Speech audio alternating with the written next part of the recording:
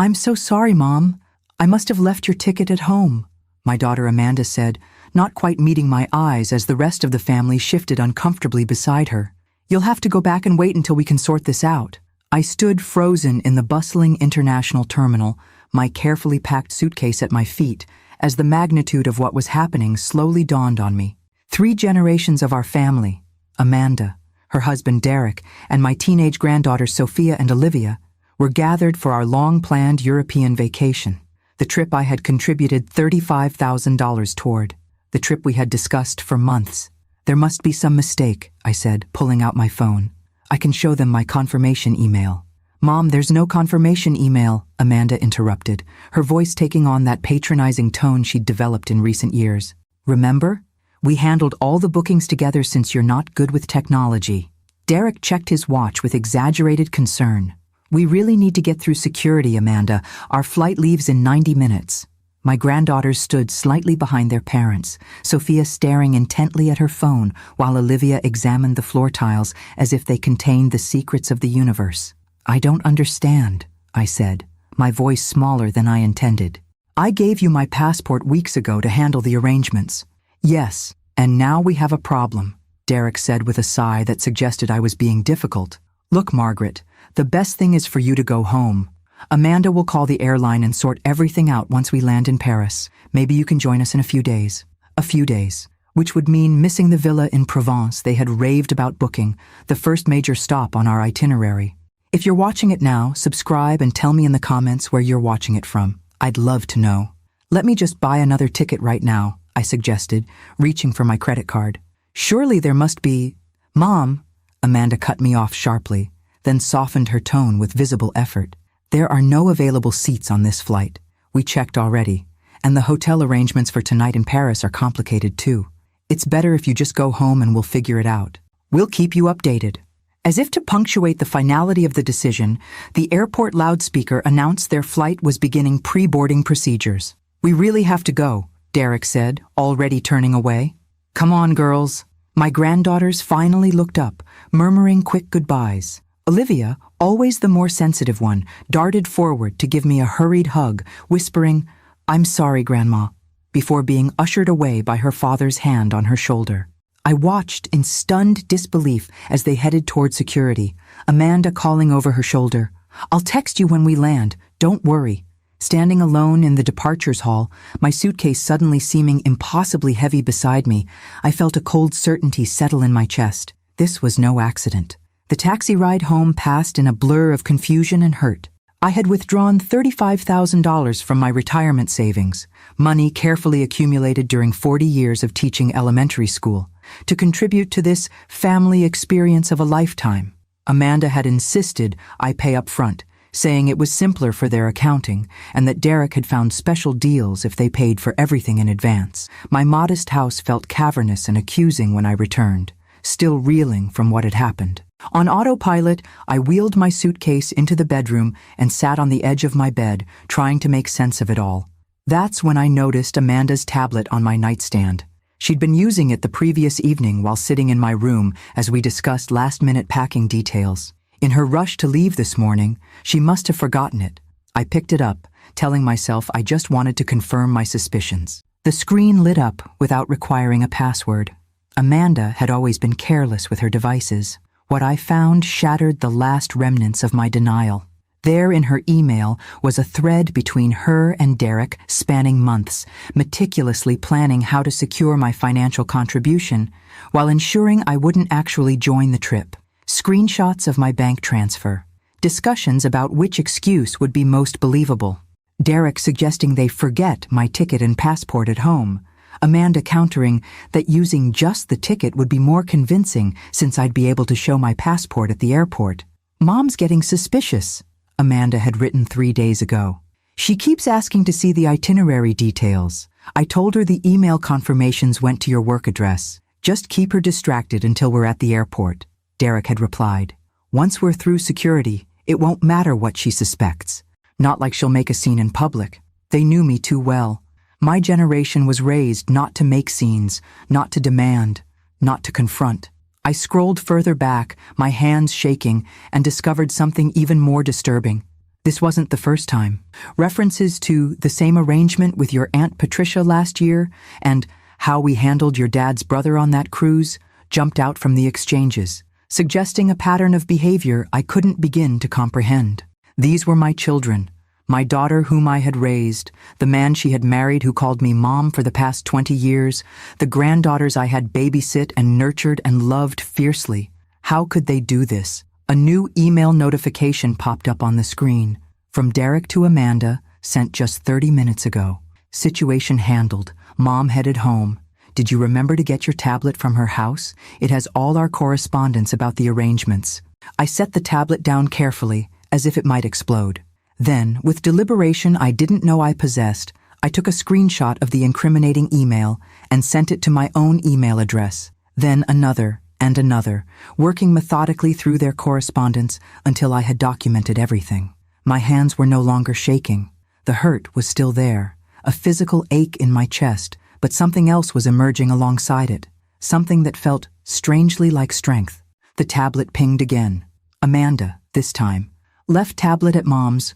Will remote wipe when we land in Paris. She's not tech-savvy enough to find anything anyway. I stared at those words for a long moment. Not tech-savvy enough. The dismissal burned more than the theft itself somehow. My finger hovered over the power button, ready to shut down the tablet before they could remotely erase the evidence. But then a different idea formed, one that surprised me with its clarity and resolve. I carefully placed the tablet back exactly where I'd found it and reached for my phone instead. After staring at it for several seconds, I scrolled through my contacts until I found a number I hadn't called in years. The phone rang 3 times before a deep, familiar voice answered. Law Offices of Maxwell Sullivan. Max, I said, my voice steadier than I expected. It's Margaret Foster, Robert's widow. I need your help. There was a pause, then his tone warmed with recognition. Margaret? It's been years. Of course, what can I do for you? I took a deep breath.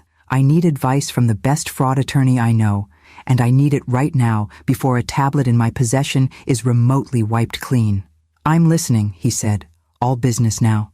As I began explaining, I glanced at my packed suitcase, still sitting in the middle of my bedroom floor. I wouldn't be using it for a European vacation after all. I would be using it for something else entirely. Don't touch anything else on the tablet, Maxwell instructed over the phone, his voice shifting into the sharp, authoritative tone that had made him one of the most respected attorneys in the state. Can you bring it to my office immediately? Yes, I replied, already reaching for my car keys. I've sent myself screenshots of some conversations, but there's likely more I haven't found yet. Good thinking, Margaret, but we need to work quickly. These remote wipes can happen fast, once initiated. 40 minutes later, I sat across from Maxwell Sullivan in his corner office downtown.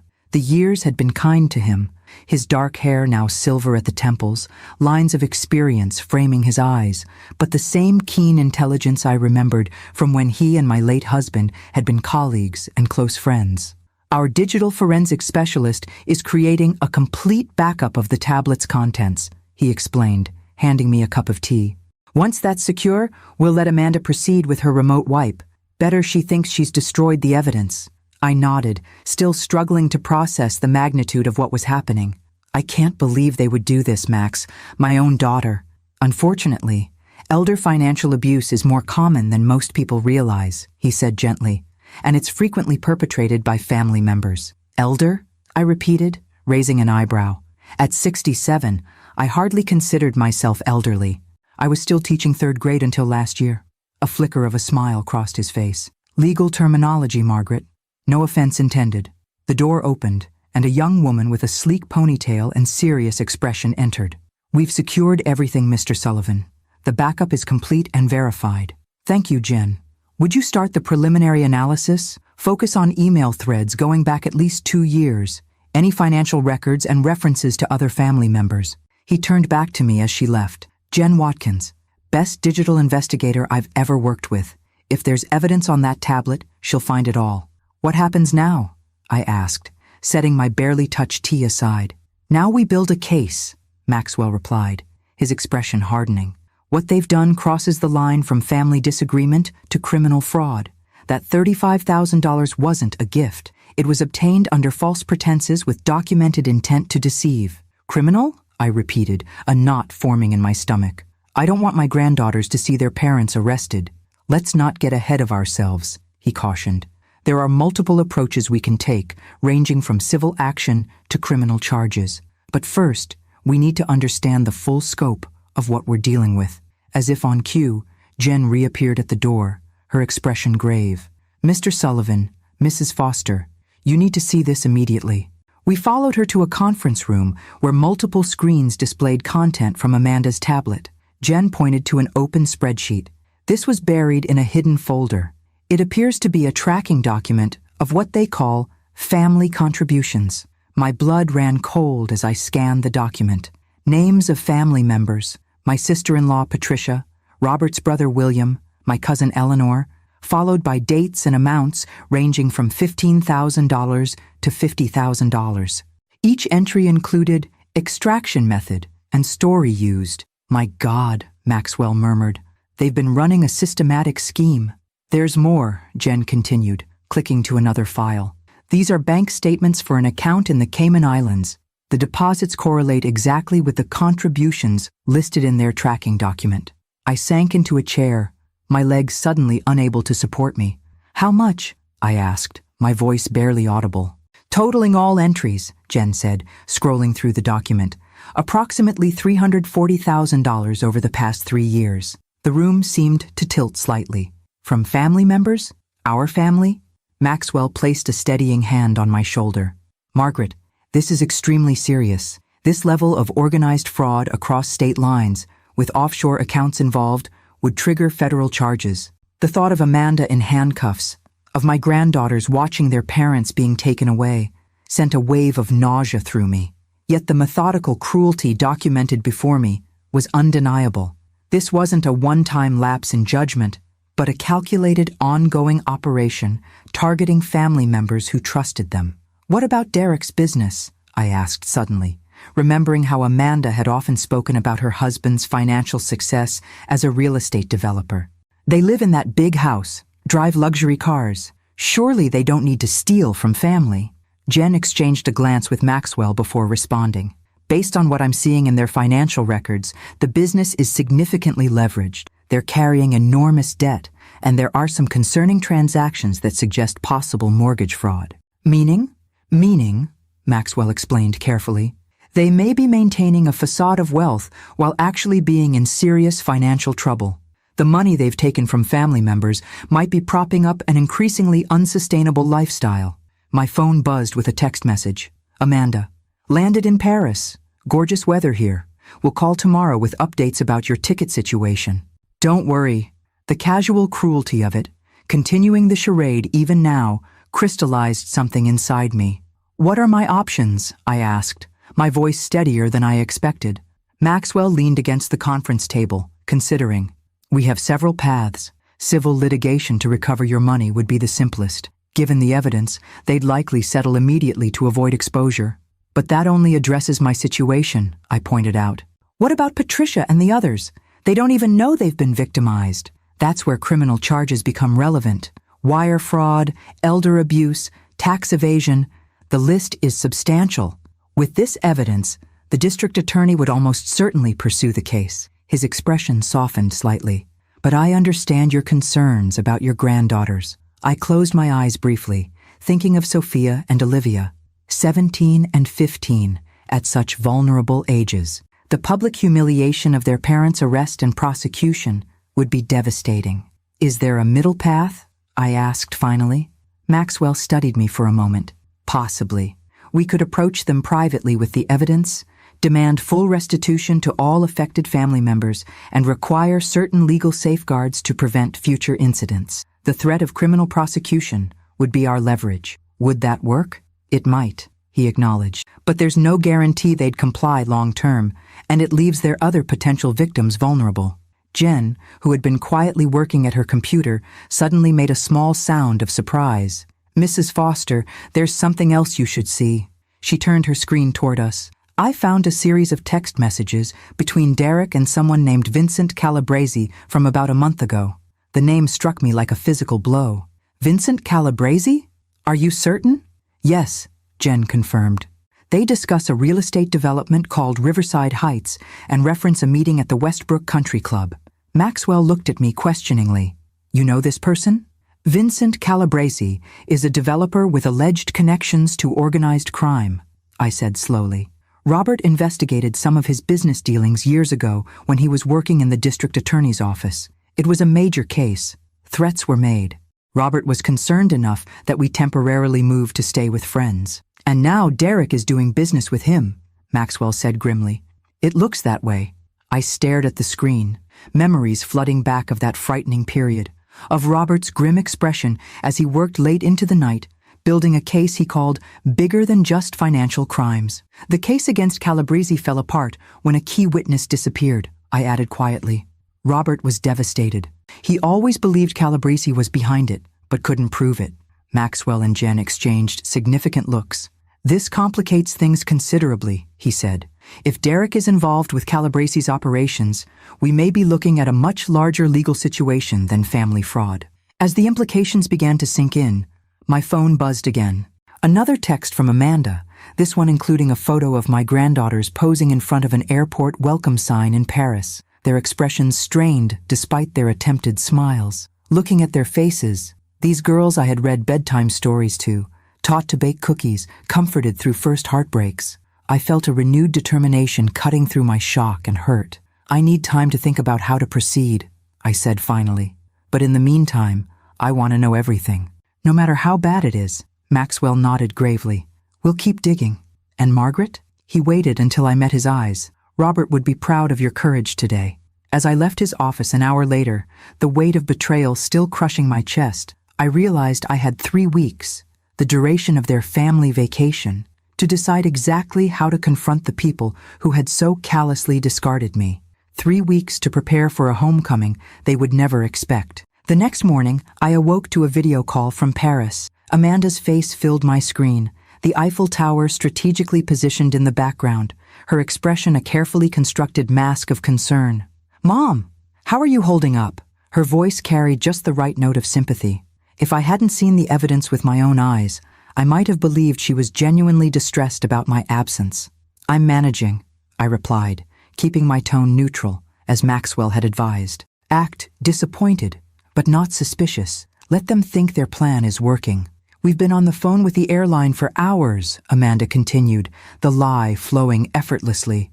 They're being absolutely impossible about issuing a replacement ticket.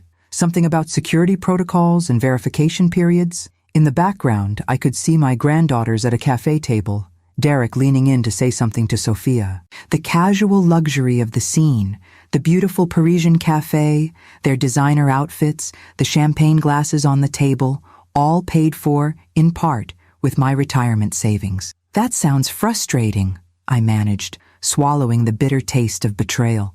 The hotels are being difficult too, Derek chimed in, moving beside Amanda. Since the bookings were package deals, they're claiming they can't add a person without disrupting all the arrangements. Absolute nightmare. I noticed Olivia watching her parents from the background, a slight frown creasing her forehead. Always the more perceptive of the two, my younger granddaughter had a way of seeing through pretenses that sometimes made her parents uncomfortable. Well, you all enjoy yourselves, I said.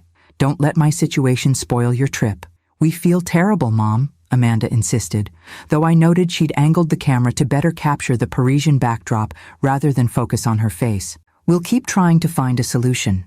Maybe you can join us for the Italy portion next week. Perhaps, I said, knowing it would never happen. I should go now. I have some errands to run. After ending the call, I sat in silence for several minutes, processing the elaborate performance I'd just witnessed. The casual cruelty of it was still stunning. Not just taking my money, but continuing the charade, spinning tales of imaginary efforts on my behalf. My phone pinged with a text from Maxwell. Meeting at 11 a.m. We have developments. At his office, I found not just Maxwell and Jen waiting for me, but also a distinguished older man I didn't recognize. Margaret, this is Howard Brennan, Maxwell introduced us. Former FBI, now our top investigator. He specializes in complex financial fraud cases. Howard shook my hand firmly. Mrs. Foster, I've been reviewing your case. I'm sorry about what your family has put you through. And what have you found? I asked, skipping the pleasantries. Jen opened her laptop. We've been analyzing the financial records from the tablet, cross-referencing with public records and databases. The picture isn't pretty. Over the next hour, they laid out a stunning web of financial deception extending far beyond what I had initially discovered. Derek's real estate business, supposedly thriving, was actually drowning in debt. Multiple properties were underwater, with mortgages far exceeding their values. Tax liens, defaulted loans, and judgments against the company had been hidden through a series of shell corporations. They've been robbing Peter to pay Paul for years, Howard explained, using new investor money to pay off previous investors, essentially a Ponzi scheme, but disguised within legitimate-looking real estate ventures. And the family contributions? I asked. Those appear to be emergency infusions when other sources dried up, Jen said. Based on the timing, they reached out to family members when they were most desperate for cash. Maxwell leaned forward, his expression grave. Margaret, the connection to Vincent Calabresi is particularly concerning. Our investigation suggests Derek may be laundering money through his failing developments. Laundering money? For Calabresi? The implications were staggering. This went far beyond family fraud. Howard nodded solemnly. The evidence is circumstantial but compelling. Large cash deposits into Derek's business accounts, followed by transfers to offshore entities, then returning as investor funds in Calabresi's legitimate businesses. Classic laundering patterns. What does this mean for Amanda? For my granddaughters? My head was spinning with the magnitude of what they were describing. It depends on Amanda's level of involvement, Maxwell said carefully. The tablet contains evidence she knew about the family fraud scheme. She was clearly a willing participant there. Whether she understood the full scope of Derek's activities with Calabresi is less clear. I thought about the Amanda I'd raised, bright, sometimes selfish, but never someone I would have imagined capable of criminal conspiracy. Had I missed something fundamental about my own daughter? Or had Derek pulled her into a world she hadn't initially understood until she was too compromised to escape? We have another development, Jen added, turning her laptop toward me. We found correspondence indicating they've targeted your sister Ellen as their next mark. They're planning to approach her about investing in a property when they return from Europe. Ellen, my widowed sister, who had recently sold her home to move to a retirement community. The thought of them going after her modest savings made my blood boil. That's not happening, I said firmly. No, it's not, Maxwell agreed, but it helps establish ongoing criminal intent, which strengthens our position. What is our position exactly? I asked. What are we doing here, Max? He exchanged glances with Howard before answering. That depends on what you want, Margaret. We have enough evidence to pursue criminal charges, civil litigation, or a private settlement. Each path has different implications. I want justice, I said, surprising myself with the steel in my voice. But I don't want my granddaughters to suffer any more than necessary. They're innocent in all this. There may be a way to thread that needle, Howard suggested, but it would require careful timing and leverage. I'm listening. We continue gathering evidence while they're in Europe, he explained. We contact the other victims discreetly, document their cases, and build a comprehensive file. When Amanda and Derek return, we're waiting with irrefutable evidence and clear demands. What kind of demands? I asked. Full financial restitution to all victims, a legally binding agreement preventing them from accessing or controlling assets belonging to any family member. And, he hesitated briefly, cooperation with authorities regarding the Calabresi connection. That last part is non-negotiable, Maxwell interjected. If Derek is involved in money laundering for Calabresi, that's a federal offense with serious implications. Your son-in-law may be facing criminal charges, regardless of how we handle the family fraud aspect. I closed my eyes briefly, imagining the fallout. My granddaughters watching their father arrested. Amanda possibly implicated as well. Our family name in the newspapers, the subject of gossip and speculation. The girls facing their peers after everyone knew what their parents had done. Yet the alternative, allowing Amanda and Derek to continue victimizing vulnerable family members, potentially enabling criminal enterprises through Derek's business dealings, was unthinkable. I need to protect my granddaughters, I said finally. Whatever approach we take has to minimize the impact on them. We can build that into our strategy, Maxwell assured me. But Margaret, you need to be prepared. There's no path forward where Sophia and Olivia remain completely unaffected. The best we can do is mitigate the damage and be there to support them through it. As I left the meeting with a head full of legal strategies and a heart heavy with the implications for my family, my phone buzzed with another text from Amanda. Just had the most amazing dinner at the restaurant you always talked about visiting. Wish you were here. Still working on the ticket situation. Attached was a photo of the family toasting with expensive wine glasses, the girls dressed in new outfits I'd never seen before. I stared at the image for a long moment before typing my reply. Looks wonderful. Enjoy every moment. I'm keeping busy here. If they only knew how busy, I thought grimly, slipping my phone back into my purse. The 3-week European vacation they'd so carefully planned without me was giving me exactly the time I needed to prepare for their return, and I intended to use every minute of it. A week into Amanda and Derek's European vacation, I settled into a strange new routine.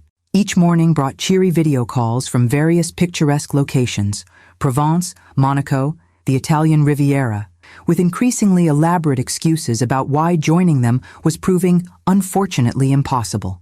Each afternoon found me at Maxwell's office, diving deeper into the tangled web of deception my daughter and son-in-law had created.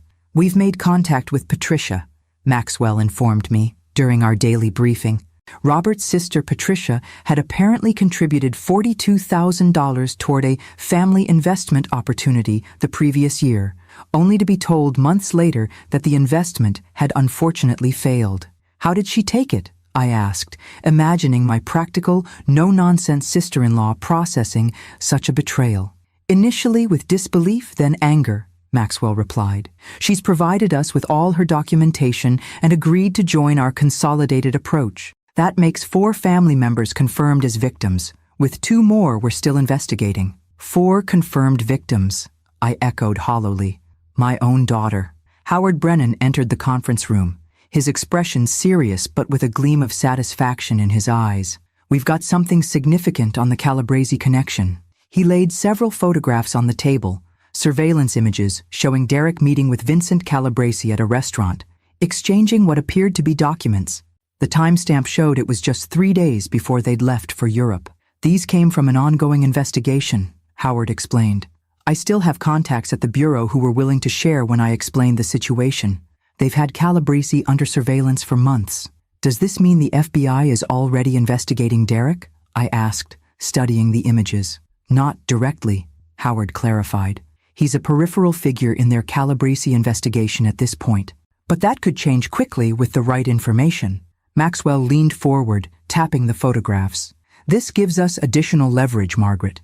Derek isn't just committing fraud against family members. He's potentially entangled with a major criminal enterprise. The consequences of that are considerably more severe than what he and Amanda have done to you and the others. What are you suggesting? That we approach the FBI with what we've found, Howard said. If Derek is laundering money for Calabresi, federal authorities will want that information. They might be willing to offer him some consideration in exchange for testimony against Calabresi. And that could potentially reduce any penalties Derek faces, Maxwell added, which would benefit your granddaughters. I considered this carefully. The thought of Derek cooperating with authorities against someone like Calabresi carried its own dangers. Robert had been concerned enough about Calabresi to temporarily relocate our family during his investigation years ago. Would Derek be at risk if he cooperated against Calabresi? I asked. Howard didn't sugarcoat his response. Yes. Witness protection would likely be necessary, but the alternative, federal charges for money laundering with no cooperation benefit, would mean years in prison. The implications were staggering. Witness protection would mean my granddaughters potentially losing their identities, their home, their friends, everything familiar. Yet the alternative could mean growing up with their father in prison. What about Amanda? I asked. Where does she fit in all this? Maxwell and Howard exchanged glances before Jen answered from her position at the computer. Based on the communications we've recovered, Amanda appears aware of Derek's business dealings but not directly involved in the Calabresi connection, she explained. She knows he's engaged in financial improprieties, but the evidence suggests she's compartmentalized that knowledge. She's fully complicit in the family fraud scheme, however. My phone chimed with a text. Olivia sending a photo of herself in Venice, looking strangely subdued despite the beautiful backdrop. Miss you, Grandma, the message read. Wish you were here. Something in her expression made me pause. Unlike the performative group photos Amanda kept sending, This private message from my granddaughter seemed genuinely wistful. Was Olivia beginning to see through her parents' charade? I need to consider all angles here, I said finally. This isn't just about justice or restitution anymore. We're talking about potentially upending my granddaughter's entire lives. Take the time you need, Maxwell advised. But remember, events may force our hand. If the FBI investigation into Calabrese accelerates, Derek could be caught in that net regardless of our actions. That evening, alone in my too-quiet house, I found myself opening the family photo albums I kept meticulously organized on bookshelves in the living room. Images of Amanda as a child, her gap-toothed smile and innocent eyes staring back at me from decades past. Robert holding her on his shoulders at the state fair. Amanda's high school graduation, her college years, her wedding to Derek. When had things changed? Had there always been this capacity for deception in my daughter, or had it developed gradually under Derek's influence? The financial pressures of maintaining appearances? The slow erosion of ethical boundaries? My phone rang, interrupting this painful retrospection. Sophia's name flashed on the screen. My older granddaughter rarely called me directly. Grandma? Her voice sounded strange, tight with an emotion I couldn't immediately identify. Sophia? Is everything all right, sweetheart? Yeah, I guess. A pause. We're in Italy now. Florence. It's really pretty. I've seen the photos. It looks beautiful. Another hesitation. Grandma, can I ask you something weird? Of course, honey. Anything. Did you decide not to come on this trip? Like, was it your choice? The question caught me completely off guard. Why would you ask that? I don't know. Something feels off. Mom and Dad keep talking about how they're trying to fix your ticket situation, but always when they think we can't hear. And yesterday, I overheard Dad tell Mom that they don't need to worry about it anymore, and they should just enjoy what they've earned. My heart pounded as I carefully considered my response. I hadn't anticipated this complication. My granddaughter developing suspicions while still in Europe with her parents. That does sound strange, I acknowledged, not wanting to lie to her, but also aware that this wasn't a conversation to have over an international phone call. Why don't we talk more about it when you get back? So something is wrong, she pressed, always quick to pick up nuances. I knew it. Olivia thinks so too. Sophia, this isn't a good time to get into this. You should be enjoying your trip. How can I enjoy it knowing something's not right? Grandma, did they do something? Did they? She lowered her voice to a whisper. Did they take your money? The direct question, so accurately hitting the mark, left me momentarily speechless. Had the girls noticed more than Amanda and Derek realized? Sophia, I need you to trust me, I said finally. We'll sort everything out when you get home. For now, please just focus on experiencing Europe. Take lots of pictures, learn everything you can, make memories with your sister. But please, sweetheart, for me, we'll talk, really talk, when you're back. After ending the call, I immediately phoned Maxwell. The girls are getting suspicious, I explained after relaying the conversation. I'm concerned about what might happen if they confront Amanda and Derek while still in Europe. This complicates things, he agreed. If Amanda and Derek feel cornered, they might take defensive actions that would make our strategy more difficult to execute. We need them to return as planned, unaware of what's waiting. Should I be doing something differently? Sophia called me directly. That suggests she's really troubled by what she's sensing. Reassure the girls without revealing anything, Maxwell advised. The most important thing is to get everyone back here where we can control the situation and ensure your granddaughters have proper support when everything comes to light. That night, I sent both Sophia and Olivia individual messages with cheerful questions about their experiences and gentle reminders to enjoy the unique opportunity they had to explore Europe. To Sophia, I added, I promise we'll sort everything out when you're home. For now, just be a teenager seeing the world. I love you both more than anything. As I prepared for bed, my phone lit up with another message. Amanda sending the day's update with exaggerated descriptions of continued efforts to resolve my ticket situation, followed by effusive details about their Tuscan wine tour. The calculated performance, knowing what I now knew, turned my stomach. 2 more weeks, I reminded myself. 2 more weeks of this charade before they returned, confident in their successful deception, to face the consequences they never anticipated. Maxwell's team continued building their case, gathering statements from other family victims, documenting the money trail, establishing timelines and patterns. Howard maintained contact with his FBI connections, carefully positioning our information without yet making formal disclosures. And I, the useless old woman they'd so casually discarded at the airport, prepared for a confrontation that would permanently alter the fabric of our family. "Margaret, we need to talk about something concerning," Maxwell said as I entered his office 2 days later. The gravity in his expression immediately set me on edge. Howard and Jen were already seated at the conference table, along with a man I hadn't met before, tall and lean, with a no-nonsense demeanor that practically screamed law enforcement. "This is Special Agent Thomas Reed," Maxwell introduced us. "He's with the FBI's Financial Crimes Division." I shook his hand, apprehension growing. "Has something happened?" "Mrs. Foster," Agent Reed began, "I appreciate your willingness to meet on such short notice. I understand this is a difficult situation involving your family. Howard has briefed me on certain aspects of your case," he continued, "but recent developments have accelerated our timeline. Vincent Calabresi appears to be liquidating assets and transferring funds offshore at an unusual rate." "What does that mean for Derek?" I asked. "It means Calabresi may be preparing to disappear," Howard explained. "And if he does, he could take evidence of Derek's involvement with him," Maxwell finished. "Or worse, tie up loose ends before he goes." The implication hung heavily in the air. I remembered Robert's grim warnings about Calabresi's methods years ago. "You think Derek could be in danger?" I asked, my throat suddenly dry. Agent Reed's expression remained carefully neutral. "We consider it a possibility worth addressing. If your son-in-law has been laundering money for Calabresi and the operation is shutting down, he represents a potential liability. Have you been monitoring their communications while they're in Europe?" I asked. Jen nodded. "Derek received several calls from blocked numbers in the past 48 hours.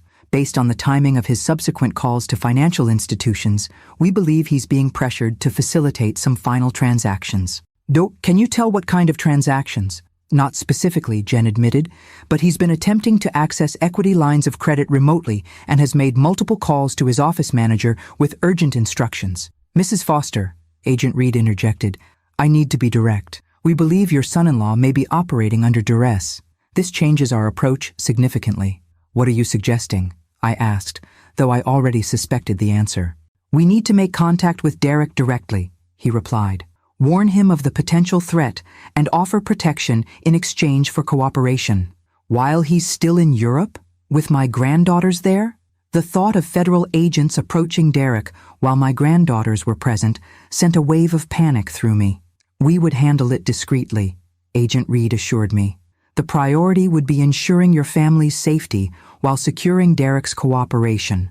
I sat back, attempting to process this unexpected development.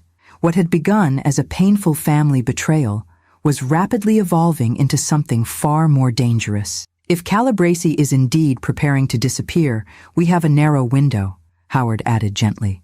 "The FBI needs to move quickly." "And you need my approval because?"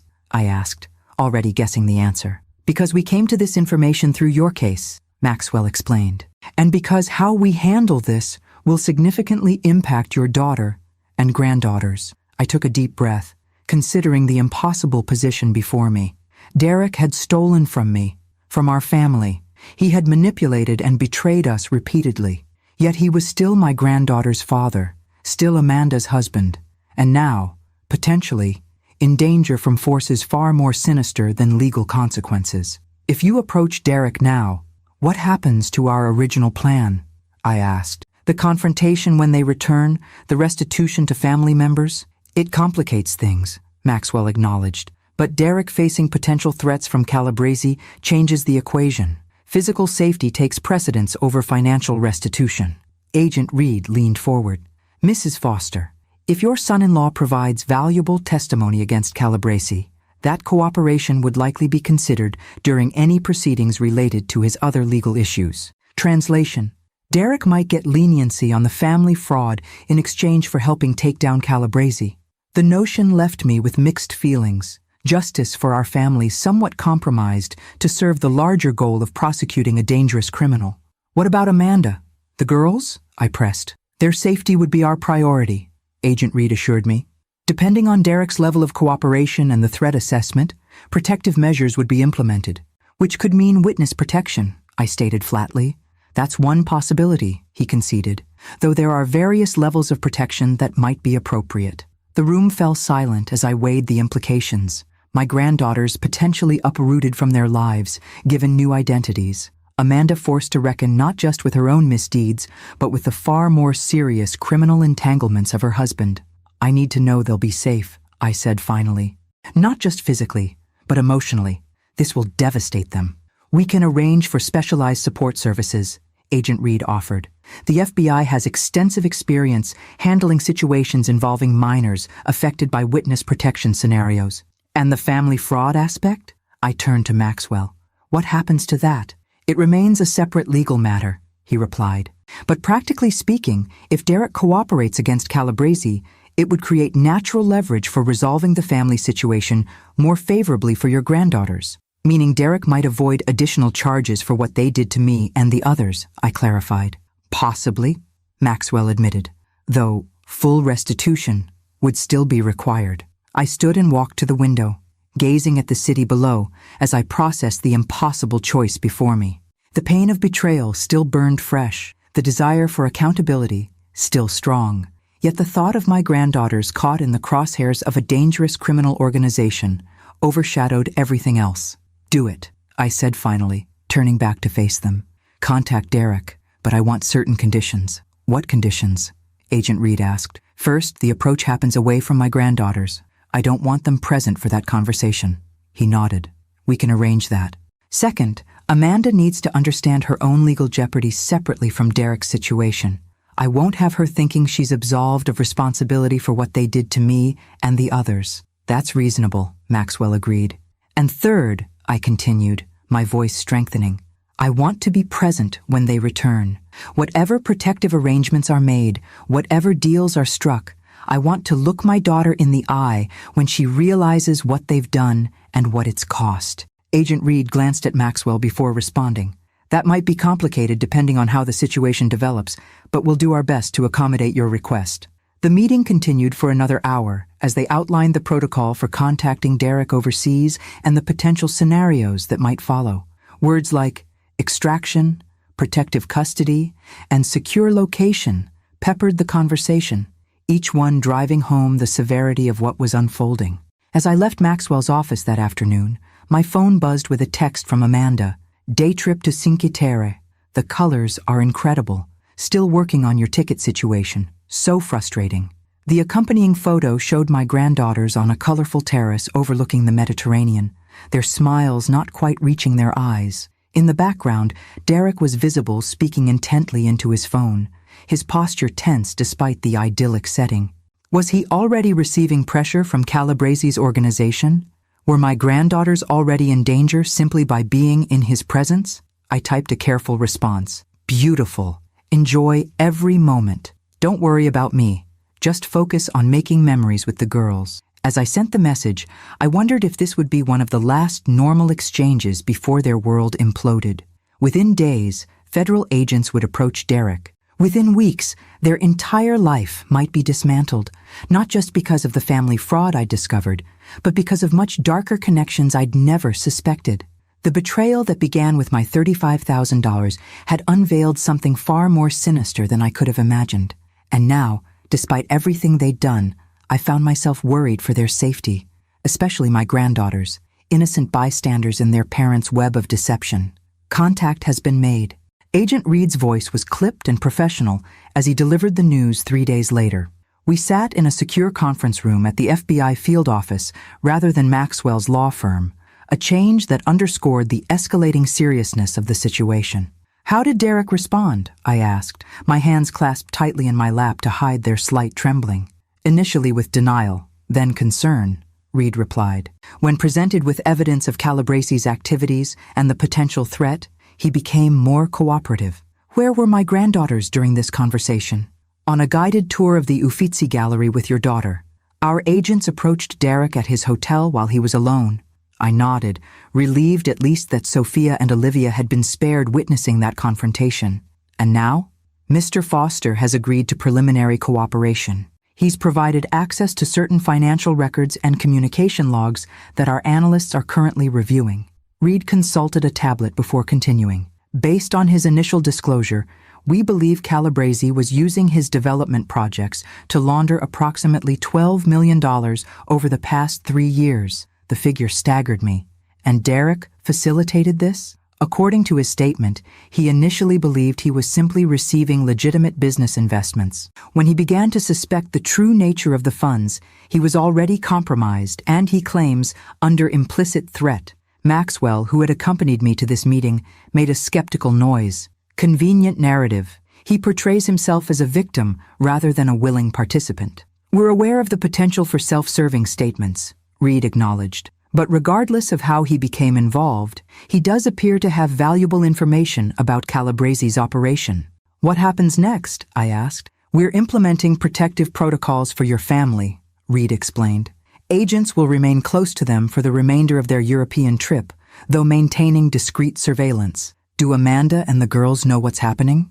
Reed exchanged glances with his colleague, a female agent who had been silently taking notes. Mr. Foster informed his wife last night after our meeting. According to our surveillance, the conversation was heated. I could imagine. Amanda discovering not only that her husband was involved with organized crime, but that federal agents were now involved, all while maintaining the charade that they were still trying to arrange my travel to join them. And my granddaughters? They've been told a modified version, that their father is helping with a business investigation and that the family needs to take certain precautions. The full situation has not been disclosed to them. I closed my eyes briefly, imagining the confusion and fear Sophia and Olivia must be feeling. The carefree European vacation had suddenly transformed into something entirely different. We've arranged for the family to return early, Reed continued. They'll be on a flight tomorrow, arriving the following morning. We felt it prudent to get them back on U.S. soil where we can better control security arrangements. They're coming home 2 weeks early? The timeline I'd been mentally preparing for suddenly compressed dramatically. Yes, given Calabrese's activities and Mr. Foster's cooperation, continuing the European trip presented unnecessary complications and risks. I turned to Maxwell. What does this mean for our original plan? The confrontation about the family fraud? It's still viable, but with modifications, he replied. The FBI's involvement adds complexity but doesn't negate the financial crimes committed against you and the others. We'll need to coordinate our approach. Mrs. Foster, Reed interjected, I understand your desire for accountability regarding the financial deception your daughter and son-in-law perpetrated. However, I must emphasize that the Calabrese investigation takes precedence from our perspective, meaning Derek might escape consequences for stealing from his family because he's useful in your bigger case, I stated flatly. Not escape consequences entirely, Reed clarified, but cooperation is typically considered during sentencing recommendations. That's simply the reality of how these cases work. The practical injustice of it burned, but I understood the calculation. Calabrese was indeed the greater threat, not just to my family, but to many others. What about Amanda? I asked. Her involvement appears limited to the family fraud, not the Calabrese connection.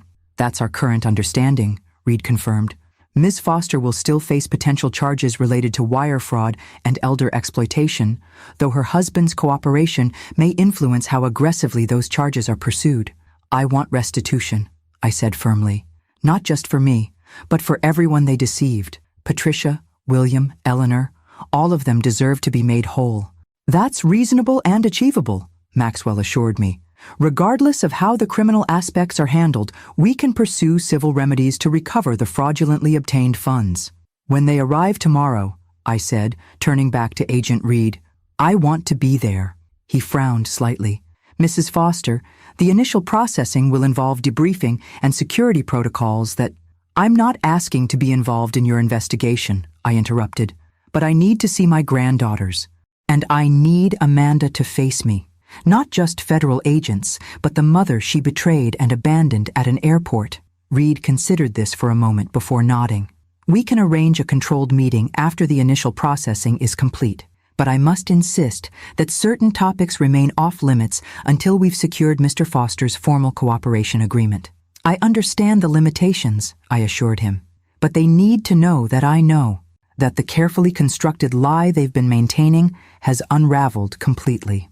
Later that day, I returned home to find a final postcard from Italy in my mailbox, mailed before the FBI intervention, its cheerful message now reading like communication from a different universe. Weather perfect. Girls learning so much about Renaissance art. Still working on your travel situation.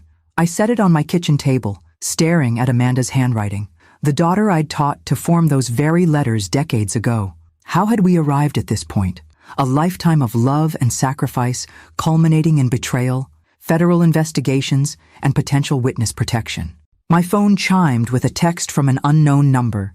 A secure line established by Agent Reed. Family boarding flight in 3 hours. Arrival confirmed for tomorrow, 10:15 a.m. Meeting arranged for 2 p.m. at secure location. Car will collect you at 1:30. It was happening. After weeks of building evidence and strategy, I would finally confront my daughter and son-in-law about their betrayal, but under circumstances far more dramatic than I'd ever anticipated. I spent that evening in strange, methodical preparation. I selected my outfit carefully, not for vanity, but for strength, choosing clothes that made me feel confident and dignified. I reviewed key documents Maxwell had provided, refreshing my understanding of exactly what Amanda and Derek had done, ensuring I couldn't be manipulated or gaslighted during our confrontation. And I wrote letters to each of my granddaughters, heartfelt messages explaining that whatever happened with their parents, my love for them remained unchanged, that I would be their constant in the chaos that was about to engulf their lives. As I prepared for bed, my phone chimed once more. A text from Sophia, sent despite the supervised circumstances I knew they were under. Coming home early. Something's wrong with Dad. Mom won't stop crying. I'm scared, Grandma. I stared at the message, weighing my response carefully. How much could I say? How much should I reveal? I know, sweetheart, I finally replied. It's complicated, but you're not alone. I'll see you tomorrow. Whatever happens, I'm here for you and Olivia. Always. Sleep eluded me that night as I imagined my family somewhere over the Atlantic, my granddaughters confused and frightened, Amanda finally facing the consequences of her actions, Derek potentially heading toward a cooperation agreement that would irrevocably alter all their lives. Tomorrow would bring a confrontation I had both dreaded and needed, the moment when pretense would finally give way to truth, when my daughter would have to look me in the eye and acknowledge what she had done. Not just to me, but to our entire family. Not just the $35,000 she had taken under false pretenses, but the trust she had shattered, the example she had set for her daughters, the legal jeopardy she had created for herself through years of calculated deception. Tomorrow, they would face the mother they had dismissed as a useless old woman and left behind without a second thought.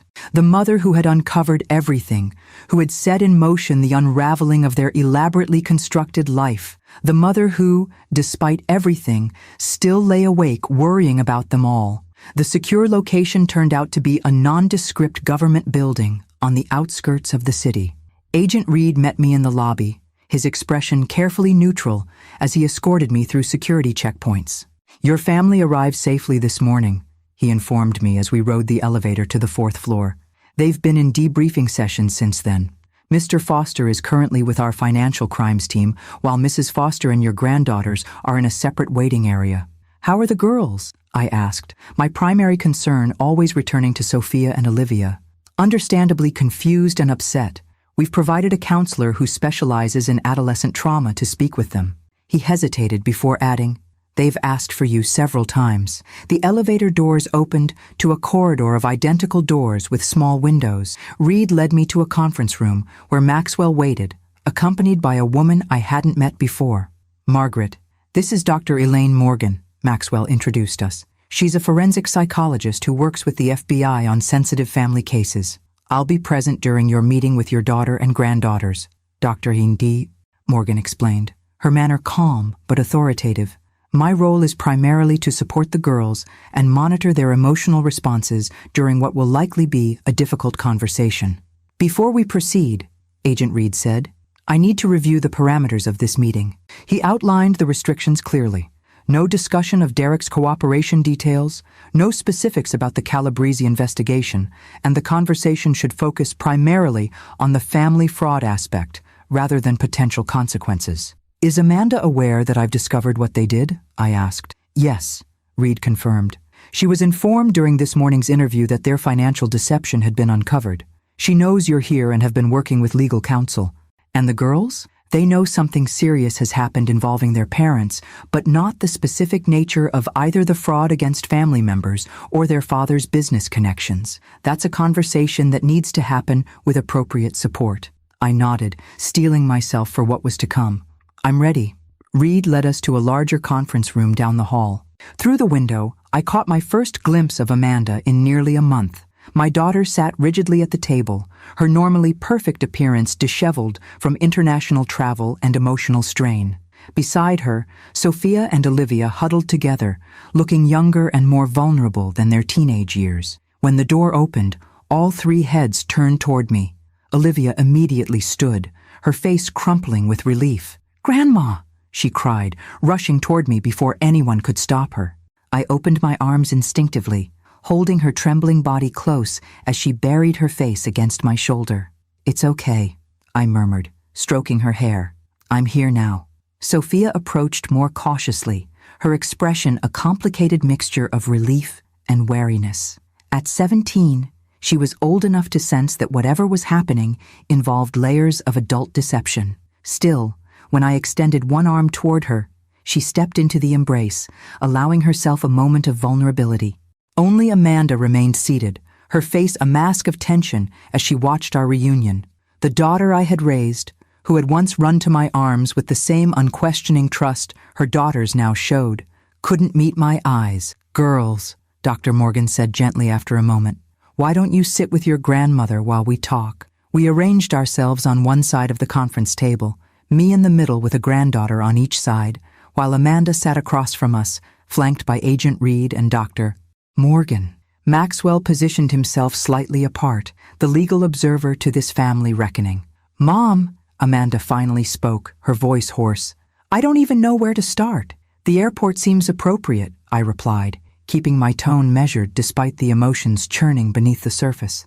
"When you told me you'd forgotten my ticket and left me behind," Olivia looked up sharply. "What?" "Mom said there was a mix-up with the reservations." "There was no mix-up, Olivia," I said gently, meeting my granddaughter's confused gaze. "There was never a ticket for me at all." "I don't understand," Sophia interjected, looking between her mother and me. "Grandma paid for her part of the trip. We all talked about it for months." "Your grandmother did pay," Agent Reed confirmed. "She contributed $35,000 toward the family vacation, but your parents never intended for her to actually join you." Amanda's face flushed with shame as her carefully constructed narrative collapsed under official confirmation. "You knew?" Sophia asked me, her voice barely audible. "You knew they left you behind on purpose?" "Not at first," I admitted, "but I discovered the truth soon after you left." "How?" Amanda asked, speaking directly to me for the first time. "You left your tablet at my house," I explained, watching recognition dawn in her eyes. "The tablet with all your emails and messages planning exactly how to take my money while making sure I couldn't actually come along." Olivia made a small, wounded sound beside me. "That can't be true. Mom wouldn't do that. Dad wouldn't."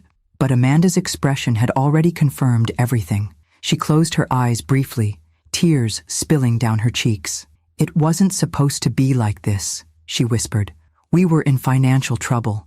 The business was failing. We needed—" "Don't," I interrupted sharply. "Don't pretend this was some desperate one-time mistake. The tablet contained records of every family member you've done this to. Patricia, William, Eleanor. A systematic pattern of taking advantage of people who trusted you." Sophia abruptly stood, backing away from the table. "You stole from our family? From Great-Aunt Patricia? From Grandma?" "Sophia, please." Amanda reached toward her daughter, who flinched away. "Did Dad know?" Olivia asked, her voice small and broken. "Was it both of you?" "It was both of them," I confirmed gently. "The emails and messages showed they planned it together." "That's why we've been talking to the FBI?" Sophia demanded, looking at Agent Reed.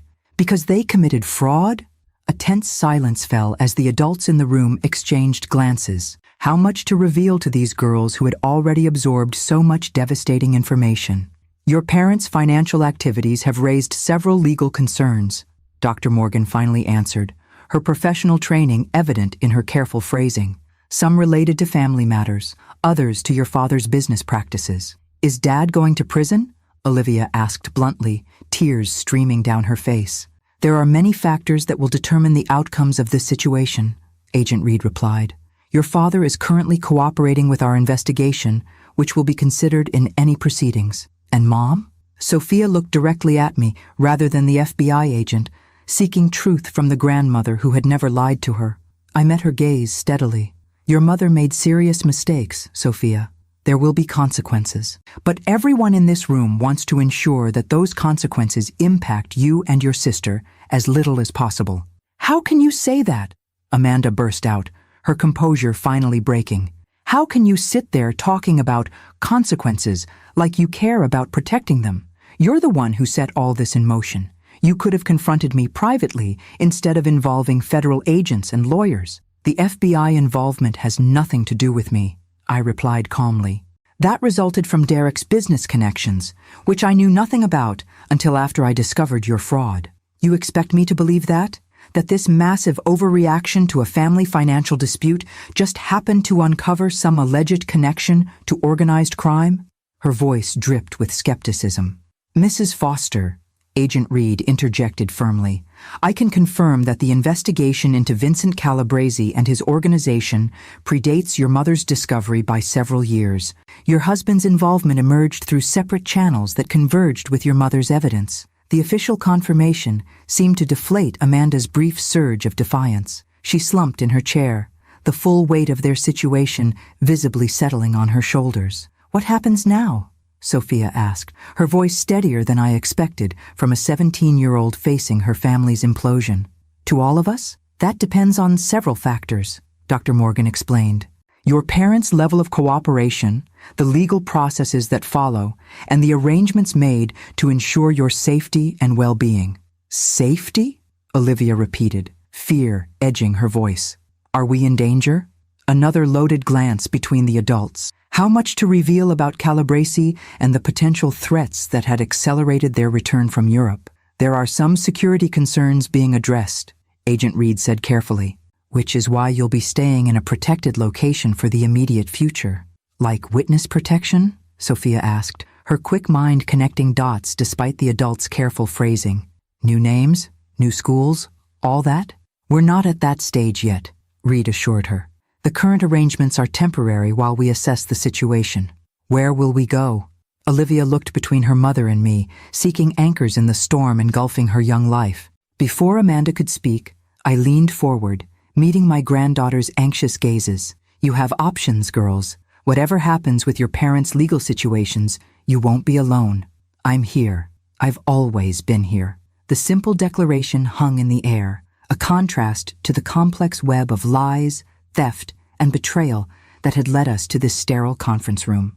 In that moment, despite everything Amanda and Derek had done, my primary concern remained the two innocent teenagers caught in the crossfire of adult deception.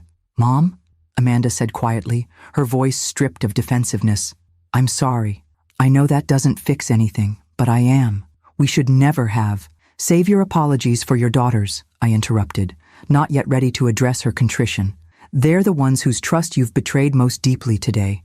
As if on cue, the door opened and another agent appeared, speaking quietly to Reed before departing. Mr. Foster's interview has concluded for today, Reed announced. Dr. Morgan will escort you all to the family waiting area where you can speak with him briefly before arrangements are made for secure transportation. As everyone prepared to move, I exchanged a meaningful glance with Maxwell. Phase 1 of our confrontation was complete. Amanda knew that I had uncovered everything, that the elaborate deception had failed completely. The girls now understood at least part of what their parents had done.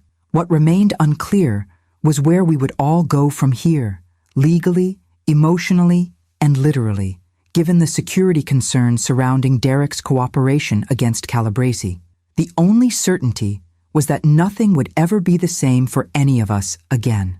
The following days unfolded in a blur of legal meetings, emotional conversations, and practical arrangements that left little time for processing the seismic shifts occurring in our family's foundation. Derek's cooperation with federal authorities had immediate repercussions. Within 48 hours of their return, FBI agents conducted coordinated raids on several of Calabresi's properties, seizing documents and digital records that, according to Maxwell's sources, provided significant evidence of money laundering, tax evasion, and fraud. Amanda, facing her own legal jeopardy, engaged separate counsel, a stern, practical woman named Vanessa Zhao who specialized in white-collar crime. The initial meetings between her team and Maxwell established the framework for addressing the family fraud: full financial restitution to all victims, formal acknowledgement of wrongdoing, and a structured settlement that would avoid criminal charges while still imposing meaningful consequences. "She's getting off too lightly," Patricia had said bluntly during our conference call with the other family victims. "They stole from all of us, manipulated us, and now she faces what? Writing checks and saying sorry? The alternative is pressing criminal charges," Maxwell had explained, "which would likely result in incarceration." Given the situation with the girls, the unspoken reality hung in the air. Sophia and Olivia had already lost functional access to their father, who remained in federal custody as his cooperation agreement was formalized. Adding their mother to the criminal justice system would leave them effectively orphaned during their most vulnerable years. For their sake, we all ultimately agreed to the civil resolution: full financial restitution with significant interest, legally binding restrictions on Amanda's access to family members' finances, mandatory therapy, and community service. The most immediate challenge was the girls' living situation.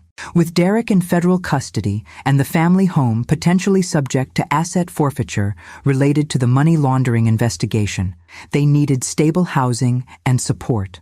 "I want them to stay with me," I told the social worker assigned to the case, my resolve absolute. "I'm their grandmother. I'm stable, financially secure, and my home has plenty of space. Mrs. Foster, I appreciate your willingness," she had replied carefully. "But there are considerations regarding proximity to their current school, their mother's visitation rights, and potential security concerns related to their father's cooperation." Security concerns. The euphemism for the fact that Calabresi might target Derek's family in retaliation for his cooperation. The threat assessment had deemed the risk moderate, but not immediate, whatever that bureaucratic phrasing actually meant for our safety. "Their well-being is my only priority," I insisted. "I can relocate if necessary. I can accommodate whatever security protocols are required.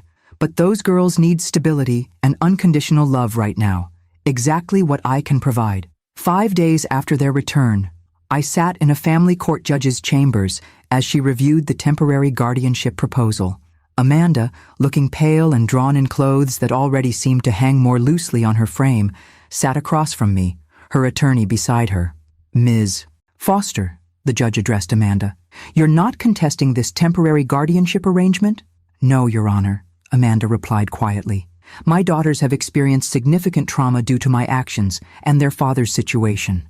My mother can provide stability while She paused, swallowing visibly. "While I address my legal issues and participate in the mandated therapeutic program." The judge nodded, reviewing the documents before her. "This is a 6-month arrangement with provisions for reassessment at that time. Mrs. Foster will have temporary guardianship, with Ms. Foster retaining specified visitation rights under appropriate supervision." Her eyes lifted, sharp and assessing as she looked between us. "I want to be clear. This court's primary concern is the well-being of these minor children. Any indication that adult conflicts are affecting them negatively will result in immediate review and potential modification of these arrangements." "I understand, Your Honor," I said. "As do I," Amanda added. After signing the necessary documents, we exited the chambers in uncomfortable silence. In the corridor, Amanda finally spoke directly to me. "They're staying with you tonight?" "Yes," I confirmed. "The security team has already cleared my house and installed additional measures. The girls are packing essential items with the social worker now." She nodded, looking down at her hands. "I never thought we'd end up here. Any of this." "Neither did I replied honestly. "Do you hate me?" she asked suddenly, vulnerability breaking through her carefully maintained composure. "After everything we did," I considered the question seriously, examining the complicated emotions coursing through me. Anger, certainly. Disappointment, profoundly. But hate? No, I said finally. I don't hate you, Amanda. I don't understand you. I don't recognize the person who could systematically deceive family members for financial gain. But you're still my daughter, and those girls are still your children. We'll find a way forward for their sake. Her eyes filled with tears. I don't deserve your understanding. This isn't about what you deserve, I replied frankly. It's about what Sophia and Olivia need. They need their grandmother and their mother to find some way to coexist without additional trauma. So that's what we'll do. Later that afternoon, I welcomed my granddaughters into my home under circumstances none of us could have imagined a month earlier. FBI agents conducted a final security sweep before departing, leaving us with emergency contact protocols and a surveillance team discreetly positioned nearby.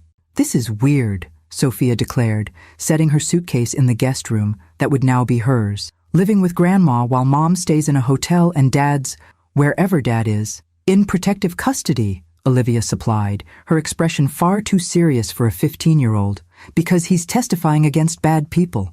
The simplified explanation seemed to provide some framework for the girls to process their father's absence, though I knew they were aware there was much more to the situation than they'd been told. I know this isn't what any of us expected, I acknowledged, sitting on the edge of the bed, and I can't promise it won't be difficult, but we'll figure it out together, one day at a time. Did you know? Sophia asked abruptly. When we left for Europe? Did you already know what Mom and Dad were doing? I shook my head. Not initially. I believed the story about the forgotten ticket. It was only after you'd left that I discovered the truth. Through Mom's tablet, Olivia recalled from our controlled meeting days earlier. That's how you found out they took your money. Yes, I confirmed. And then I contacted Maxwell, Mr. Sullivan, who helped me understand what had happened and what my options were. And then the FBI got involved because of Dad's business stuff, Sophia added, piecing together the narrative from the fragments of information they'd been given. That's right, I said, careful not to elaborate beyond what had been deemed appropriate for them to know at this stage. Are Mom and Dad going to jail? Olivia asked, the question that clearly weighed most heavily on both girls.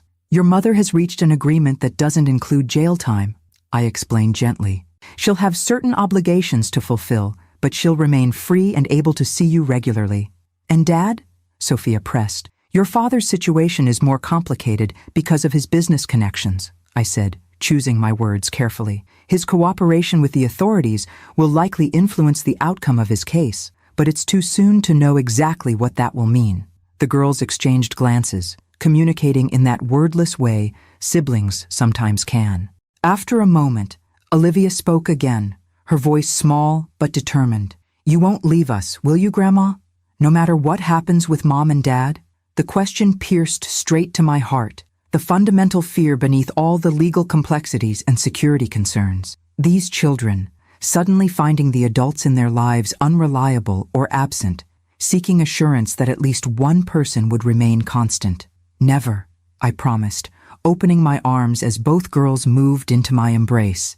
I'm here for as long as you need me. Always have been, always will be. That night, after the girls had finally fallen asleep, Olivia in the guest room, Sophia on the pull-out couch we'd hastily arranged in my home office, I sat alone in my kitchen, contemplating the extraordinary turn of events that had transformed my life. A month ago, I had stood abandoned at an airport, a useless old woman, discarded by her daughter and son-in-law after they'd taken $35,000 under false pretenses. Now I sat as temporary guardian to my granddaughters, their parents each facing life-altering legal consequences, our family forever changed by layers of deception I never could have imagined. My phone lit up with a text from Maxwell. Judge signed off on final restitution agreement. Amanda's first payments to you and other family members will process next week. How are the girls settling in? As well as can be expected, I replied. One day at a time. After a moment's hesitation, I added, any update on Derek's situation? The response came quickly. Witness protection looking increasingly likely given Calabresi's reaction to the raids. We'll know more tomorrow. Get some rest, Margaret. You've earned it. Rest seemed an unlikely prospect, as I carried the weight of not just my own shattered trust, but my granddaughter's fractured sense of security. Yet, as I prepared for bed, checking locks and security systems with newfound vigilance, I felt an unexpected sense of clarity amidst the chaos. The betrayal that had begun this journey had revealed not just criminal connections and financial fraud, but also my own resilience.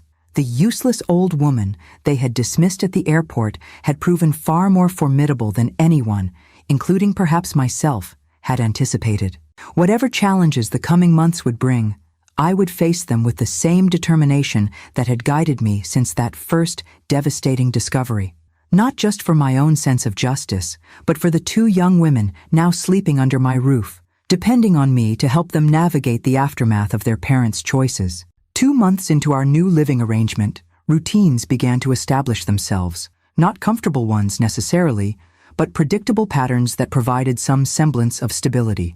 The girls returned to school after a 3-week absence, during which a carefully crafted explanation about family medical issues had been provided to administrators. Special security protocols remained in place. FBI-approved transportation to and from school, check-in procedures, restricted social media usage, all constant reminders that our situation was far from normal. Amanda's supervised visitations occurred 3 times weekly. Awkward, emotionally charged hours at my home where she attempted to maintain some semblance of maternal authority while navigating her diminished role in her daughter's lives. To her credit, she adhered meticulously to every condition imposed by the courts and the restitution agreement, making timely payments, attending required therapy, and never once attempting to minimize or justify what she had done. "She's different," Olivia observed one evening after Amanda had left. "Like she's smaller somehow." The observation was astute. Amanda's typical confidence and polish had given way to a quieter, more reflective demeanor. The designer clothes and perfect appearance had been replaced by simpler attire and minimal makeup. Whether this represented genuine transformation or simply the practical realities of her reduced circumstances remained unclear. Derek's situation had evolved more dramatically. Following his extensive cooperation with federal authorities, which had led to multiple arrests within Calabresi's organization, the threat assessment had been upgraded to severe and imminent. Witness protection became not just likely, but necessary, with all the life-altering implications that entailed. "Your father has made a difficult decision," the family liaison from the U.S. Marshals Service explained during a carefully orchestrated meeting with the girls. "He's chosen to enter the witness protection program to ensure his safety while continuing to assist with the ongoing investigation." "What does that actually mean?" Sophia asked, her voice steady despite the emotion evident in her eyes. "It means your father will receive a new identity, relocate to an undisclosed location, and begin building a new life under federal protection," the liaison explained gently. "This is necessary because of the serious nature of the case he's involved with." "Can we go with him?" Olivia asked, though her tone suggested she already knew the answer. "That's a complicated question," the liaison replied. "Typically, immediate family members can enter the program together, but given your parents' legal separation and your mother's ongoing legal obligations here, there are significant barriers." The unspoken reality hung heavily in the room. Derek would effectively disappear from their lives, at least for the foreseeable future. The choice was practically made for them. Amanda couldn't leave due to her legal restrictions, and I had been granted temporary guardianship specifically to provide stability. Uprooting the girls to follow Derek into witness protection would mean new names, new schools, complete severance from their existing lives and support systems. "So he's just gone?" Sophia's voice finally broke, the stoicism she'd maintained through weeks of upheaval cracking under this final blow. "He'll have opportunities for limited, secure communication," the liaison assured her. "But yes, for safety reasons, direct contact will be highly restricted." The girls' reactions to this news manifested in starkly different ways. Sophia retreated into herself, spending hours alone in her room, emerging only for meals and school with a carefully constructed facade of indifference that couldn't quite mask her pain. Olivia, by contrast, became my shadow, suddenly anxious about separation, seeking constant reassurance that I wouldn't similarly disappear. "Promise you're not going anywhere," she would say, night after night, as I tucked her in despite her protests that 15 was too old for such rituals. "I promise," I would reply, the words becoming a mantra between us. "Right here, as long as you need me. My own adjustment involved practical challenges I hadn't anticipated. After decades of living alone, I suddenly had two teenagers with distinct needs, preferences, and trauma responses under my roof. My neat, orderly home transformed overnight. Bathroom counters cluttered with teenage cosmetics, refrigerator contents disappearing at alarming rates. The quiet evening hours I'd once devoted to reading, now filled with homework supervision and emotional support. Through it all, Maxwell remained a steadfast presence, handling not just the ongoing legal matters, but often serving as a calming influence for the entire household. His weekly visits to update me on case developments gradually evolved to include dinner with the girls, who found in this dignified, articulate man a stable male figure amidst the chaos of their father's absence. "Mr. Sullivan was friends with Grandpa, right?" Olivia asked one evening after he'd left. "They worked together?" "Yes," I confirmed, surprised she'd made the connection. "They were colleagues and close friends for many years." "I like how he explains things," she continued thoughtfully. "He doesn't talk down to us or hide stuff because we're teenagers. He just says what's happening in a way that makes sense." This simple observation captured what had made Maxwell's presence so valuable: his ability to be straightforward without being harsh, to acknowledge difficult realities without causing unnecessary pain. Those qualities had been evident in his friendship with Robert decades earlier, and now they extended to Robert's granddaughters in their time of need. "He's been very helpful to all of us," I acknowledged, keeping my tone neutral despite the warmth I felt toward him. "Mom thinks you and Mr. Sullivan are dating," Sophia announced unexpectedly, emerging from her characteristic silence on the matter. I nearly dropped the dish I was drying. "What? Why would she think that?" Sophia shrugged, a hint of her old spark momentarily visible. "She mentioned it during visitation last week, said it was interesting timing, how he's suddenly around all the time." "That's—" I searched for words, flustered by the implication. "Maxwell and I have known each other for over 30 years. He's helping us navigate a complex legal situation, that's all." "If you say so," Sophia replied, the ghost of a smile playing at her lips before she retreated to her room. The conversation left me unsettled, not just by Amanda's apparent misinterpretation, but by my own defensive reaction. Maxwell's regular presence had indeed become something I looked forward to. His calm wisdom, his dry humor, his unwavering support through this ordeal.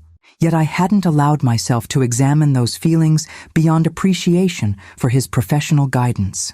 3 days later, I received a call from the U.S. Marshals Service liaison. "Mrs. Foster, we've arranged a final, secure communication opportunity between the girls and their father before he enters the program. It would occur tomorrow at a federal facility downtown, under controlled conditions." "In person?" I asked, surprised. "Video conference only," she clarified. "Mr. Foster has already been relocated to an interim facility pending his formal entry into the program. This represents the last guaranteed communication opportunity for some time." I immediately called the girls from their respective activities, Sophia at soccer practice, Olivia at her art therapy session, to inform them of the opportunity. Their reactions were predictably divergent. Sophia responded with terse acknowledgement, while Olivia dissolved into tears that mingled relief and grief. The following day, I sat in an austere waiting room while my granddaughters said goodbye to their father through a secure video connection. The Marshals Service had explained that they would have 30 minutes, after which Derek would be transported to his final relocation destination with his new identity.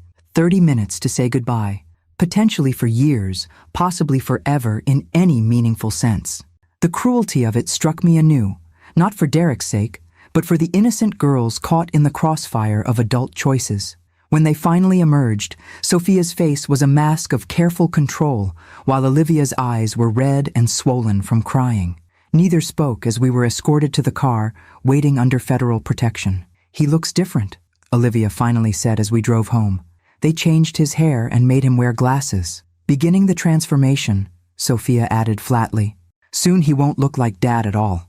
The implications hung heavily between us, not just physical changes, but the fundamental transformation of their father from the person they had known into someone else entirely. A new name, new history, new life disconnected from his daughters. "Did he say where he's going?" I asked gently. "No," Sophia replied. He's not allowed to know yet himself. Said they'll tell him after he's en route. He said he'll try to send messages somehow, Olivia added, hope threading through her voice despite everything. When it's safe, he promised. I nodded, not wanting to diminish this fragile comfort, while knowing such promises might prove impossible to keep. The Witness Protection Program existed precisely because of its effectiveness at severing all connections to previous lives. That evening, after the girls had finally retreated to their rooms, I sat on my back porch, staring into the darkness, attempting to process the extraordinary journey of the past few months. From the abandoned mother at the airport to the guardian of 2 traumatized teenagers, from the victim of family fraud to the stable center around which a shattered family now orbited. My phone lit up with a message from Maxwell. Just heard about today's meeting. How are the girls holding up? As well as can be expected, I replied. Sophia's withdrawn, Olivia's emotional. Standard operating procedure these days. After a moment's hesitation, I added, would you have time for coffee tomorrow? Just us. I could use a friend right now. His response came immediately. Name the time and place. I'll be there. As I prepared for bed that night, checking on each sleeping granddaughter, Olivia curled tightly around a pillow, Sophia sprawled as if in unconscious defiance, I reflected on how completely our lives had been transformed by what had initially seemed a simple betrayal. The $35,000 vacation contribution that had started this journey now seemed almost inconsequential compared to all that had followed. Federal investigations, witness protection, shattered family bonds, 2 teenagers looking to me as their primary source of stability and love. Yet amid the chaos and heartbreak, unexpected new beginnings were emerging. My deepening relationship with my granddaughters, their slow but perceptible steps toward healing, and perhaps even the possibility of connection with Maxwell beyond our professional association. Not the future any of us had envisioned, certainly, but one we would navigate together, day by day, building something new from the fragments of what had been broken. 1 year, Maxwell remarked, raising his coffee cup in a small toast. That's quite a milestone.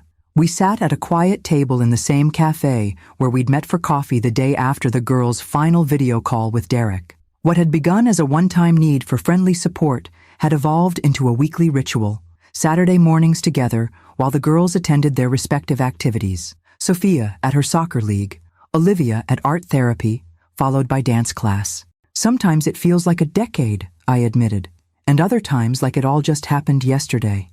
A year since the airport betrayal that had catalyzed such profound changes in all our lives. A year of guardianship, of rebuilding, of navigating a new normal none of us had chosen, but all had somehow adapted to with surprising resilience. How are the college visits going? Maxwell asked, seamlessly shifting to the current preoccupation in our household. Sophia, now in her senior year, was methodically evaluating universities within a 3-hour radius, her self-imposed boundary for distance from home. Mixed reviews so far, I replied. She loved the engineering program at State, but thought the campus felt too big. The smaller college had better vibes according to teenage criteria I can't quite decode, but their STEM offerings aren't as strong. Maxwell smiled, a warm expression that had become increasingly familiar over our months of regular contact. She'll figure it out. That young woman knows her own mind. Too well sometimes, I agreed with a rueful laugh, though I'm grateful she's considering schools nearby. I wasn't sure if she would want to put more distance between herself and everything. Everything, our shorthand for the complex aftermath we continued to navigate. Amanda's supervised visitation had evolved to unsupervised day visits, though the girls still lived primarily with me by mutual agreement. The restitution payments continued faithfully, with all family victims now fully compensated. Amanda herself had transformed in ways I would never have predicted, working as an administrative assistant at a non-profit organization helping families affected by incarceration, a position that fulfilled her community service requirements but had unexpectedly become a genuine calling.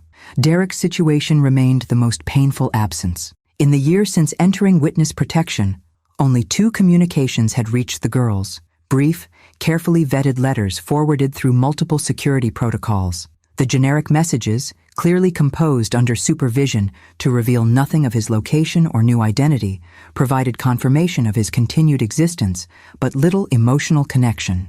Both girls had kept the letters, Sophia storing hers in a locked box, while Olivia slept with hers under her pillow for weeks before finally placing it in a special folder. The Calabrese trial begins next month, Maxwell noted, lowering his voice despite the private corner table we'd selected. The prosecutors believe Derek's recorded testimony will be sufficient without requiring his physical presence in court. That's something at least, I said. The prospect of Derek potentially emerging from hiding for the trial had created anxiety for all of us, not just security concerns, but the emotional upheaval such a brief reappearance might cause for the girls. They have a strong case, Maxwell assured me.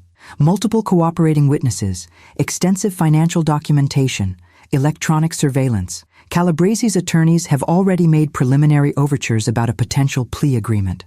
This news represented a potential turning point. If Calabrese accepted a plea rather than proceeding to trial, it might eventually reduce the threat level enough for Derek to have more regular, if still restricted, communication with his daughters. A small hope, but meaningful for two teenagers still struggling to reconcile their father's virtual disappearance with their understanding of family. I haven't mentioned any of this to the girls, I said. I don't want to create expectations that might not materialize. Wise, Maxwell agreed, his hand briefly covering mine in a gesture that had become more frequent in recent months. Better to wait for concrete developments. The warmth of his touch lingered as our conversation shifted to lighter topics. Olivia's upcoming dance recital, the book club I had finally found time to join, Maxwell's plans for his approaching retirement from active legal practice. The easy rhythm of our exchange reflected the comfortable familiarity that had developed between us, a relationship neither of us had sought, but both now privately treasured. Later that afternoon, I helped Olivia prepare for her recital, marveling at how much she had grown in the past year. At 16, she still carried the emotional sensitivity that had always characterized her nature, but it had been tempered with a newfound resilience, a quiet strength developed through the crucible of family trauma. Nervous? I asked, helping pin her hair into the elaborate style required for her performance. A little, she admitted, but not as bad as last time. Ms. Chen says I've really improved my technique. She's right, I agreed, stepping back to examine my handiwork. You're becoming quite accomplished. Olivia studied her reflection in the mirror, her expression thoughtful. Grandma? Do you think Dad knows about my dancing? Like, do they tell him things about us in witness protection? The question caught me off guard, though I should have anticipated it. As the recital approached, a significant milestone in her development as a dancer, thoughts of her absent father would naturally intensify. I don't know for certain, I answered honestly, but I believe the Marshal's Service does provide general updates about family well-being when it's safe to do so, and we've mentioned your dancing in the letters we're allowed to send, even if we don't know if they reach him directly. She nodded, processing this. I like to think he knows, that he'd be proud. He would be, I assured her, meeting her eyes in the mirror. Incredibly proud, not just of your dancing, but of how brave you've been through all of this. A small smile touched her lips. You too, Grandma. You've been brave too. The simple observation, delivered with such straightforward sincerity, caught me by surprise. In focusing so intently on the girl's well-being through this ordeal, I'd rarely considered my own journey from betrayed mother to family cornerstone. We've all done our best, I said, giving her shoulders a gentle squeeze. Now, let's make sure we have everything for the recital. Sophia should be back from her college visit soon, and she's promised to take 50,000 photos of your performance. Only 50,000? Olivia teased, her mood lightening. She must be slacking. The recital itself was a triumph. Olivia executing her solo with a grace and confidence that brought tears to my eyes. In the audience, Sophia recorded every moment as promised, while Maxwell, invited as family without discussion or qualification, sat beside me with evident pride. Even Amanda, seated slightly apart but visibly moved, applauded with genuine enthusiasm for her daughter's achievement. After the performance, as Olivia accepted congratulations from her instructors and fellow dancers, a suited man I recognized as our U.S. Marshals Service liaison approached discreetly. Mrs. Foster, a moment? My heart immediately raced with concern. The liaison's appearances always signaled significant developments, not all of them positive. Is everything all right? I asked quietly, moving slightly away from the celebratory crowd. Everything's fine, he assured me. I've been authorized to deliver something to Olivia, a secure communication that passed all protocols. He handed me a small envelope, officially sealed. It's been thoroughly vetted. You can give it to her whenever you feel is appropriate. After he departed, I examined the envelope with trembling hands. The timing couldn't be coincidental, a communication arriving specifically on the day of Olivia's recital. Somehow, despite all the security barriers and restrictions, Derek had found a way to acknowledge this important milestone. I found Olivia surrounded by friends, her face flushed with success and excitement. "Sweetheart, could I see you privately for a moment?" Her expression immediately shifted to concern. "Is everything okay?" "Everything's fine," I assured her, leading her to a quiet corner of the lobby. "This was just delivered for you. A special communication that passed through all the security channels." Her eyes widened as she recognized the official envelope, hands shaking slightly as she accepted it. "From Dad? Today?" "It appears so," I said gently. "Would you like privacy to read it?" She nodded, clutching the envelope tightly.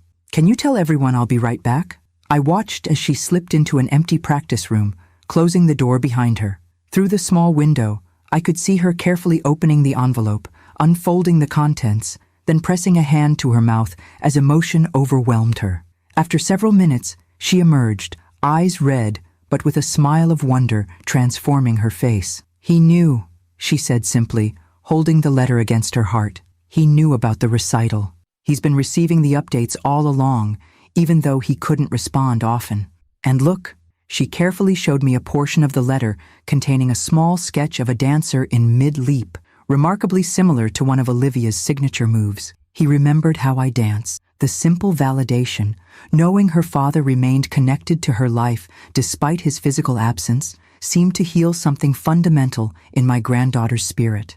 As she rejoined her friends, there was a lightness to her movements that transcended the success of her performance. Later that night, after celebrations had concluded and the girls had finally gone to bed, I found myself on the back porch with Maxwell, sharing a quiet moment under the stars. "Quite a day," he observed, his shoulder comfortably touching mine as we sat side by side. "Quite a year," I amended. He turned slightly, his expression serious, yet tender. "Margaret, there's something I've been wanting to discuss with you." "Oh?" I responded, suddenly aware of the rapid beating of my heart. "This past year has been challenging for all of you in ways few families ever experience," he began carefully. "You've been focused entirely on the girls, on rebuilding stability, on navigating one crisis after another." I nodded, uncertain where this was leading. "I've watched you handle everything with extraordinary grace and strength," he continued. "And in the process, I've found myself—" He paused, uncharacteristically hesitant for a man usually so articulate. "I've found myself caring for you in ways that go beyond our long friendship or professional association." The admission hung in the air between us, momentous yet somehow not surprising, a natural evolution of the connection that had been steadily deepening throughout this tumultuous year. "Maxwell," I began, but he gently raised a hand. "I'm not asking for anything or expecting any particular response," he assured me.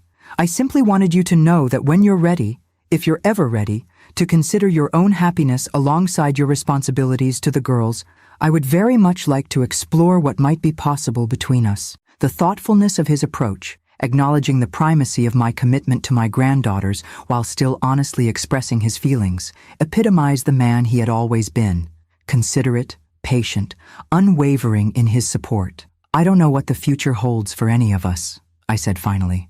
"This past year has taught me not to take anything for granted, but I do know that your presence has been one of the few constants that's helped me navigate it all." I reached for his hand, intertwining our fingers in a gesture that felt both new and familiar. "I'm not ready for grand decisions or declarations, but I am ready to acknowledge that whatever comes next, I'd like you to be part of it." His smile in response held a depth of understanding that required no additional words. We sat in companionable silence, hands linked, contemplating a future neither of us could have anticipated a year earlier. Inside the house, my granddaughter slept, Sophia with her college brochures scattered across her bed. Olivia with her father's letter carefully placed beside her pillow.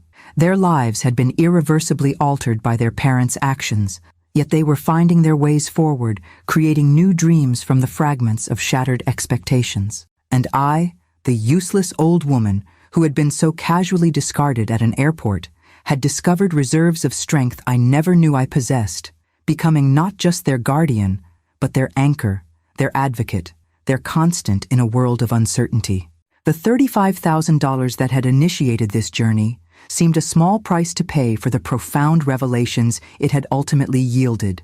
The discovery of betrayal had led improbably to renewal, for my granddaughters, for myself, and for our understanding of what truly constitutes family, not the one we had expected perhaps, but one we were building together day by day with honesty, courage, and unexpected hope. Thank you so much for listening.